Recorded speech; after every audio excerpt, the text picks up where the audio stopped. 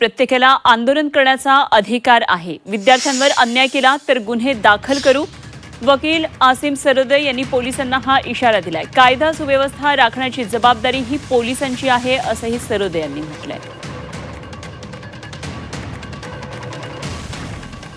पूर्ण पद्धतीने आंदोलन करण्याचा, एकत्रित जमण्याचा, संघटना तयार करण्याचा, रस्त्यावर निषेध व्यक्त करण्याचा अधिकार हा प्रत्येकाला आहे। कायदा आणि सुव्यवस्था राखण्याची जबाबदारी पोलिसांची आहे।